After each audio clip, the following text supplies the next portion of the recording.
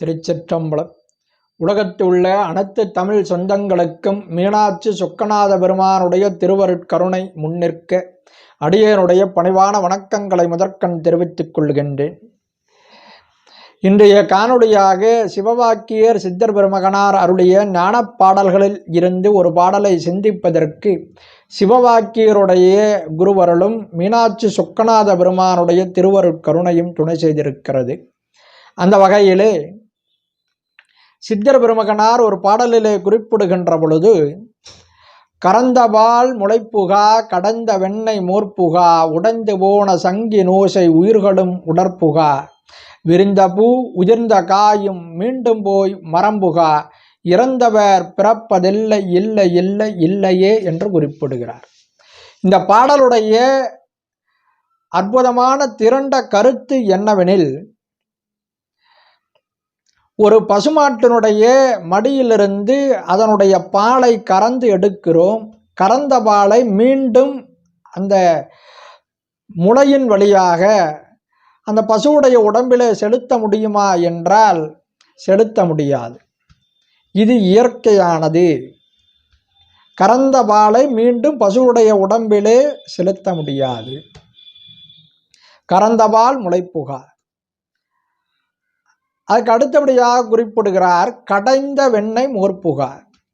ஒரு அற்புதமான கெட்டியான தயிரில் இருந்து வெண்ணெயை தனியாக கடைந்து பிரித்து எடுக்கிறோம். கடைந்து வெண்ணெயை பிரித்து எடுத்த பிறகு வெண்ணெய் தனியாகவும் மோர் தனியாகவும் நிற்கிறது. இந்த வெண்ணெயை மீண்டும் மோரிலே கலக்க முடியுமா என்றால் முடியாது. இதுவும் இயற்கை. கடைந்த வெண்ணெய் மோர்ப்புகா. அதுக்கு அடுத்தபடியாக குறிப்பிடுகிறார், உடைந்து போன சங்கின் ஓசை உயிர்களும் உடற்புகா. ஒரு அற்புதமான வெண்மையான சங்கு இருக்கிறது. அந்த சங்குக்குள்ளே இயல்பாகவே ஒரு ஓசை இருக்கும், நாதம் இருக்கும். அந்த சங்கிலிருந்து ஓசையை பிரித்து எடுக்க வேண்டும் என்றால் அந்த சங்கை உடைத்து எறிய வேண்டும். ஆகவே அந்த சங்கை உடைத்து எறிந்தால் அந்த சங்குக்குள்ளே இயல்பாகவே இருந்த அந்த ஓசை எங்கு செல்லும் என்றால், ஆகாயத்தில் ஒரு ஓசை இருக்கிறது.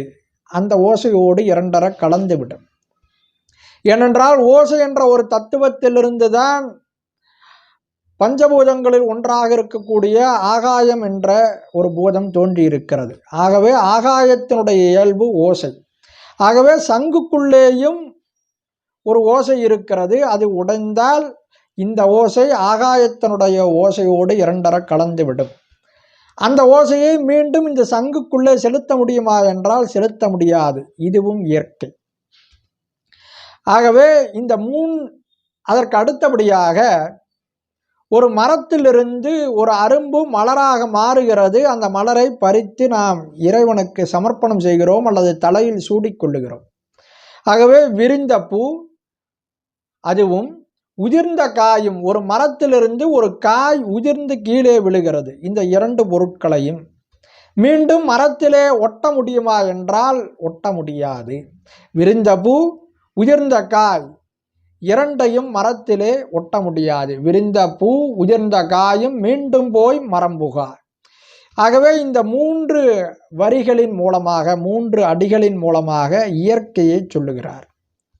கறந்தபால் முளைப்புகா கடந்த வெண்ணெய் மோர்ப்புகா உடைந்து போன சங்கி நோசை உயிர்களும் உடற்புகா விரிந்த பூ உதிர்ந்த காயும் மீண்டும் போய் மரம்புகா என்று சொல்ல வந்த சிவவாக்கியர் சித்தர் பெருமகனார் 4வது வரியிலே என்ன குறிப்பிடுகிறார் என்றார், இறந்தவர் பிறப்பதில்லை இல்லை இல்லை இல்லையே என்று அறுதியிட்டு உறுதியாக கூறுகிறார். இறந்தவர் பிறப்பதில்லை என்று சொல்லுகிறார். முதல் 3 வரியிலே இயற்கையை சொன்னவர் 4வது வரியிலே சொல்லுகின்ற பொழுது இயற்கைக்கு மாறான ஒரு செய்தியை சொல்லுகிறார். இறந்தவர் பிறப்பதில்லை என்று சொல்லுகிறார். நம்முடைய சைவ சமயம் என்பதே மறுபிறப்பு கொள்கை உடையது. ஆகவே ஒரு ஆன்மா ஒரு உடம்பிலிருந்து இன்னொரு உடம்பை எடுக்கும். இறந்த பிறகு இந்த உடம்பிலிருந்து உயிர் பிரிந்தால் அந்த உயிர் மீண்டும் இன்னொரு உடம்பை எடுக்கும் என்பதுதான் நம்முடைய சைவ சமயத்துடைய அடிப்படை தத்துவம். ஆனால் இங்கே சொல்லுகின்ற பொழுது அது கொஞ்சம் முரண்பாடு உடையது போல தெரியும். ஆனால் இதில் முரண்பாடு எதுவும் இல்லை. இறந்தவர் பிறப்பதில்லை என்றால் இங்கே உடம்பை விட்டு உயிர் பிரிந்தவர் என்று அர்த்தம் சொல்லக்கூடாது, அர்த்தம் செய்து கொள்ளக்கூடாது. இங்கு இறந்தவர் என்றால் மனம் இறந்தவர், மனதை வென்றவர், மனதை சம்காரம் செய்தவர் இந்த மண்ணுலகத்திலே மீண்டும் பிறவி எடுப்பதில்லை. இல்லை இல்லை இல்லையே என்று அறுதியிட்டு உறுதியாக கூறுகிறார். மனம் இறந்து போனவனுக்கு, மனதை வென்றவனுக்கு, மனதை சங்காரம் செய்து அழித்தவனுக்கு இந்த மண்ணுலகத்திலே வேலை இல்லை. அவன் மீண்டும் இந்த மண்ணுலகத்திலே பிறவி எடுக்க மாட்டான் என்ற கருத்தைத்தான் இந்த 4வது வரியிலே குறிப்பிடுகிறார். ஆகவே இது சைவ சமயத்திற்கு புறம்பான கருத்து கிடையாது. இதே கருத்தை தாய்மானவர் சாமிகளும் குறிப்பிடுகின்ற பொழுது குறிப்பிடுகிறார்.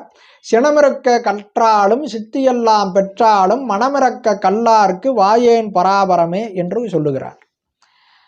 சினமிறக்க கற்றாலும் சித்தி எல்லாம் பெற்றாலும், அஷ்டமா சித்திகளை பெற்றாலும் மனம் இறக்க கல்லார்க்கு வாயேன் பராபரமே என்று கேள்வி கேட்கிறார்.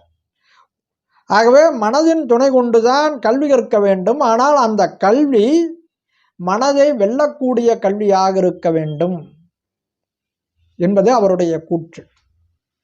ஆகவே மனம் இறந்து விட்டால், மனம் சம்காரம் ஆகிவிட்டால், மனதை எரித்து சாம்பலாக்கிவிட்டால், மனம் என்று சொல்லப்படக்கூடிய அந்த நிரப்ப முடியாத பாத்திரத்தை உடைத்து எரிந்து விட்டால் நமக்கு மீண்டும் பிறவி இல்லை. இதைத்தான் இங்கே சொல்லுகிறார். இறந்தவர் பிறப்பதில்லை, இல்லை இல்லை இல்லையே என்று அறுதியிட்டு உறுதியாக கூறுகிறார். ஆகவே இந்த மனதில்தான் நான் எனது என்ற எண்ணங்கள் தோன்றும். நான் எனது என்ற எண்ணம்தான் பிறவிக்கு வித்தாக அமைகிறது. ஆகவே திருவள்ளுவர் குறிப்பிடுகின்ற பொழுது நான் எனது என்று செருக்கறுப்பான் வானோருக்கு உயர்ந்த உலகம் புகும் என்று குறிப்பிடுகிறார். ஆகவே நான் எனது என்ற செருக்கை அழிக்க வேண்டுமென்றால் அந்த நான் எனது என்ற செருக்கு உற்பத்தியாகக்கூடிய மனதை அழிக்க வேண்டும். மனம் அழிந்தால்தான் நான் எனது என்ற செருக்கு அழியும். ஆகவே இந்த நான் எனது என்ற செருக்கை அழிப்பதற்கு மனதை அழிக்க வேண்டும். அந்த மனதை அழிக்கக்கூடிய மார்க்கம் யோக மார்க்கம் என்று கூறி அதைத்தான் இங்கே சித்தர் பெருமகனார் குறிப்பிடுகிறார். இறந்தவர் பிறப்பதில்லை, மனம் இறந்தவர்கள் மீண்டும் மண்ணுலகத்திலே பிறப்பதில்லை, இல்லை இல்லை இல்லையே என்று அறுதியிட்டு உறுதியாக குறிப்பிடுகிறார் என்று கூறி அமைகிறேன். நன்றி, வணக்கம். திருச்சிற்றம்பலம்.